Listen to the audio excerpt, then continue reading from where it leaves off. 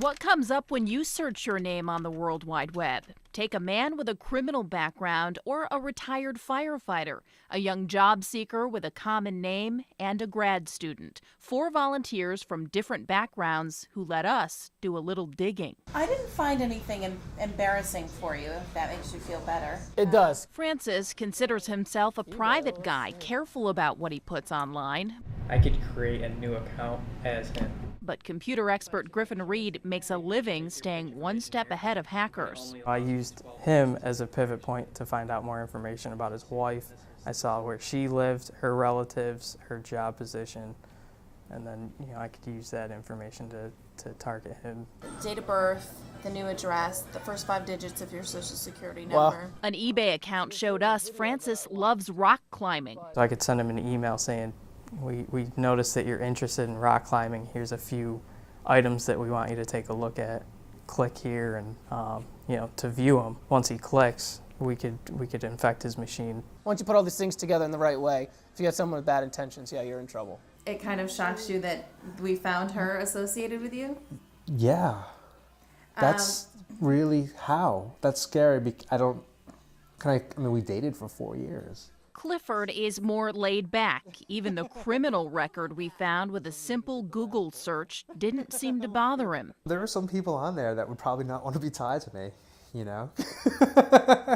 It's the past, I'm not going to lie. He did think twice about posting his plans to be out of town one day publicly on Facebook.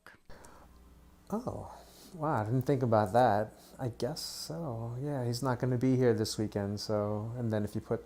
Wow, that's thinking like a criminal. Robert made the same mistake, and he has a few embarrassing posts that he thought only friends could see. It is public, so anybody who goes to your profile, this is what they see. Wow, yeah. Businesses, when you're applying for a job, could read this too, and that could make or break you.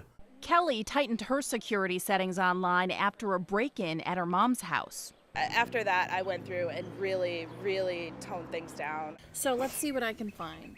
We found Kelly's address, number, relatives, and neighbors in public records, but with a common name, she was harder to pin down on social media. I signed up for Facebook in 2007. I was